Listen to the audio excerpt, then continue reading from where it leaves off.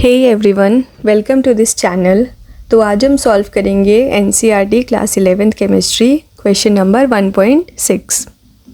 तो हमारा क्वेश्चन है calculate the concentration of nitric acid in moles per litre in a sample which has a density 1.41 gram per ml and the mass percent of nitric acid in it being 69%।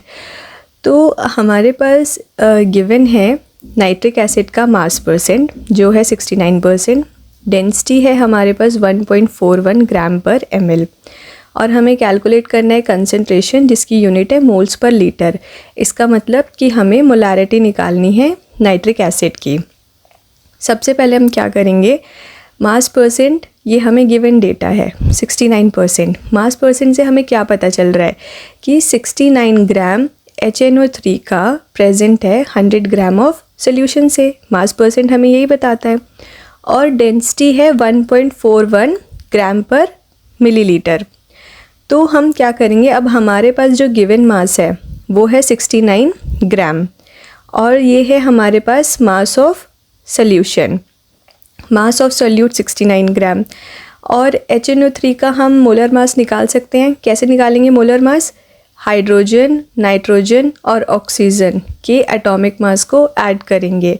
Oxygen 3 है और oxygen का atomic mass क्या होता है 16 ग्राम पर मोल। 3 × 16 48 ग्राम पर मोल। Nitrogen का होता है 14 और हाइड्रोजन का होता है 1 + 14 + 48। तो हमें क्या मिलेगा 63 ग्राम पर मोल। मोलर मास आ गया हमें हमारा HNO3 का। अब हम निकालेंगे सबसे पहले मोल्स। मोल्स कैसे निकालते हैं? Given mass divided by molar mass. Given mass है हमारे पास 69 ग्राम और मोलर मास है हमारे पास 63 ग्राम पर मोल। 69 को 63 से डिवाइड करेंगे, हमारे पास मोल्स आ जाएंगे HNO3 के। नेक्स्ट अब हमारे पास डेंसिटी है। डेंसिटी क्या होती है सोल्यूशन की? डेंसिटी होती है mass of the solution divided by volume of the solution. अब यहाँ पे ये है, हमें मास ऑफ सोल्यूशन हमें पता है 100 ग्राम है और डेंसिटी ऑफ सोल्यूशन भी हमें पता है। इस रिलेशन को यूज़ करके हम निकाल सकते हैं वॉल्यूम ऑफ सोल्यूशन। तो अब हम वैल्यूज़ पुट करेंगे। वॉल्यूम ऑफ सोल्यूशन निकालने के लिए हम क्या करेंगे, इसको यहाँ पे लेके जाएंगे इक्वल टू के इस तरफ और डेंसिटी नीचे आ जाएगी। तो mass divided by density equal to volume of solution. अब नेक्स्ट हम सब्स्टिट्यूट करते हैं अपनी वैल्यूज़। हमने यहाँ वैल्यूज़ पुट करी। मास ऑफ सोल्यूशन हमारा 100 ग्राम था, डेंसिटी ऑफ सोल्यूशन हमारा 1.41 ग्राम पर ml था। तो यहाँ से हमारे पास जो वॉल्यूम आया सोल्यूशन का वो ये है 70.92 ml।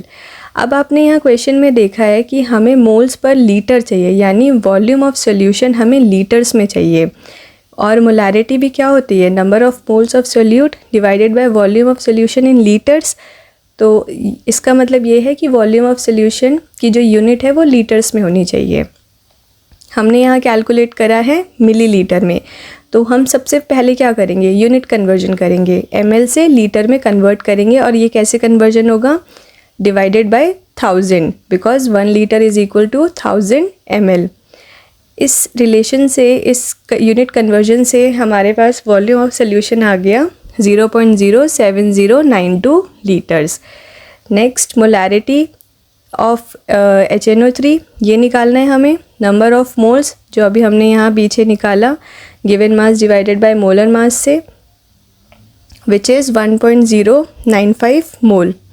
Then volume of solution in litres, तो ये ऊपर आया हमारा 0.07092।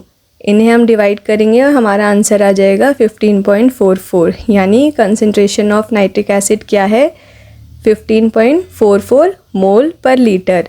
मोल पर लीटर को हम ऐसे मोलर कैपिटल M से भी डिनोट करते हैं। तो इस तरीके से हम ये क्वेश्चन सॉल्व करेंगे। Thanks for watching. Please like, share and subscribe. Stay tuned.